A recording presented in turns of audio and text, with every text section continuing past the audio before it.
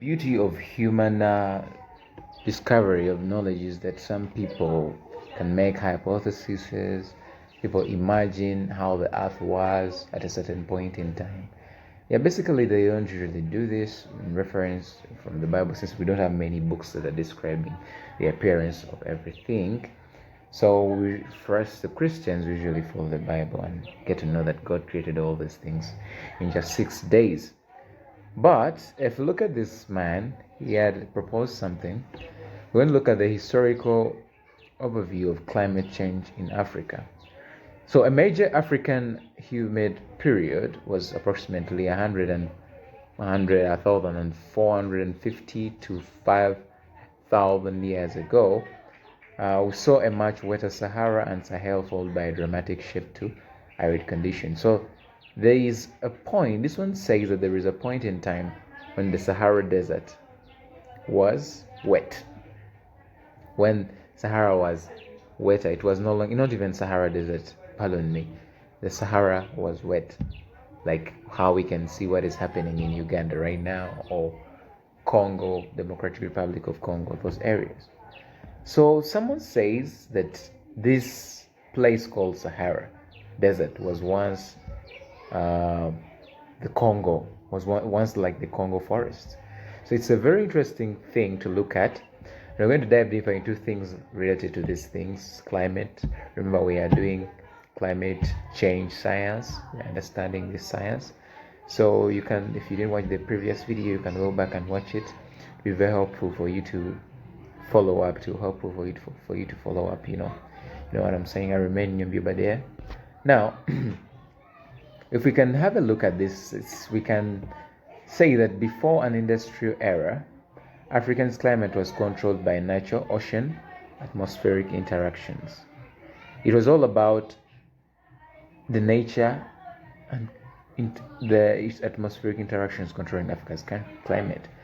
But ever since we saw industrialization coming in, there's been a shift in the African climate.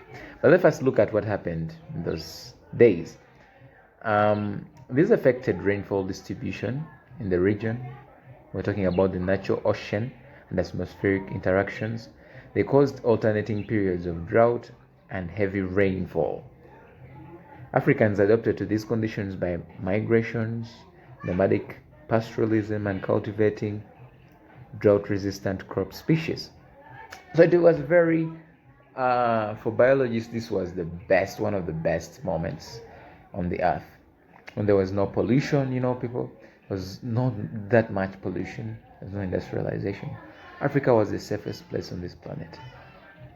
But after some time, we saw some changes coming in. Between the 19th and the 20th century, the surface temperatures generally increased by about 1 degree Celsius from the late 19th century to the early 21st century. So the projections show that global warming in the coming century will be a little higher. Shows global warming coming could be higher. This warming has contributed to more frequent extreme weather events like prolonged drought, floods, heat waves that are moving on this earth. So ever since industrialization came in, the whites came here. They taught us how to cut down a lot of trees. I'm sorry. Taught us to cut down trees, how to build machines, industries, and what stuff. So they taught us how to pollute this earth. So ever since Africans did this, there's been a shift in their climate. We've all heard of the Sahara Desert increasing in size. These things were not happening before that. Okay, maybe they were happening, but at a very slow rate. Yeah. Then another thing, between the 1950s to the present, the heat waves have become longer because we see there is an increase in temperature globally. The heat waves have become longer, more frequent, and more intense. The Sahara experienced significant drying. The Sahara Desert is significantly drying. The Sahel, meaning the semi-arid regions of Africa, they're becoming drier and drier, resulting in severe droughts and Though it was followed by recovery in the distant decades, which still characterized by extreme rainfall and volatility. So we have extreme rainfalls because there's a lot of heat and the result of evapotranspiration taking place. So we receive a lot of rainfall, which also destroys people's property, it's with loss of lives, landslides. You know what is happening in Congo, in the mining sites. You know what is happening in Kenya currently. Those people who are living, watching this video in 2026, you know what is happening. Now, the current trend is that within 1991 to 2023, Africa is warming at a rate approximately 0.3 degrees per decade.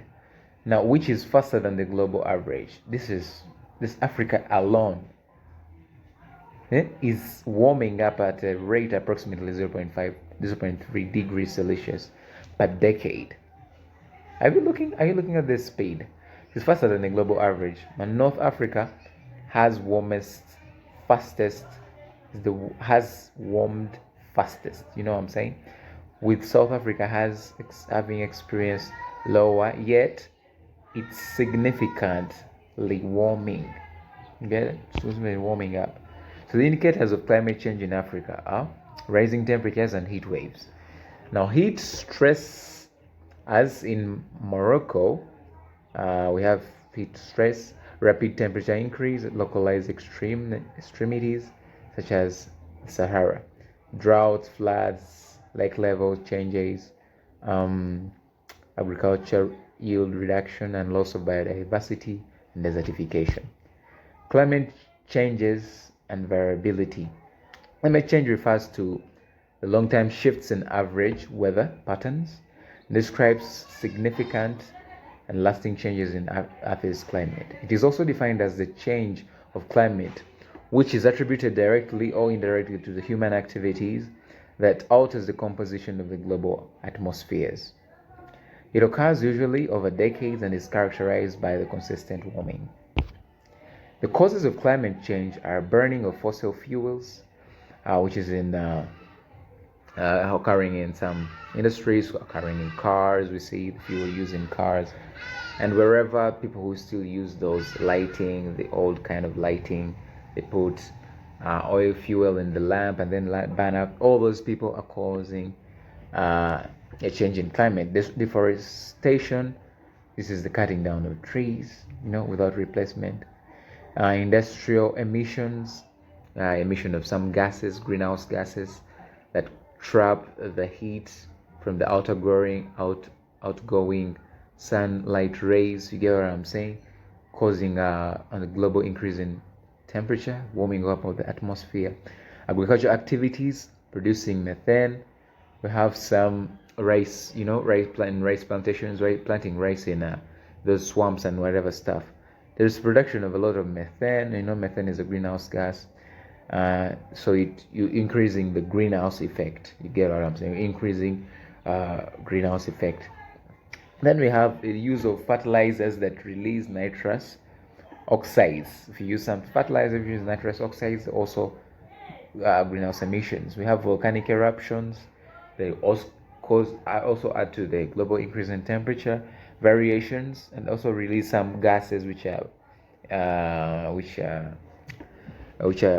increase the greenhouse effect. Variation in solar radiations, certain regions.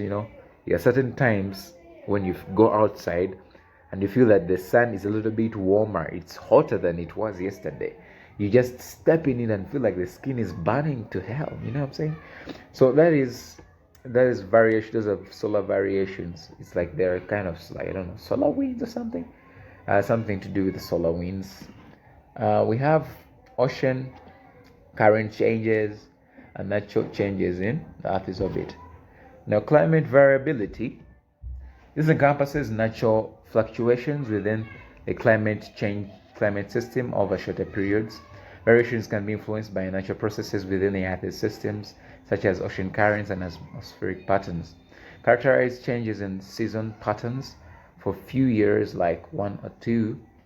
And importance of understanding both concepts is that it is crucial for developing effective strategies to address the challenges posed by both phenomena. Then it helps policymakers, scientists, and public to better prepare for and mitigate the impacts of climate-related events, ensuring a more resilient future for communities and ecosystems alike. Environmental health and synergies with development. So we're going to look at this thing. It's a very bit interesting. It's the most interesting part. So those who want to watch this thing to get to know what it is all about, you can watch the next video. God bless you.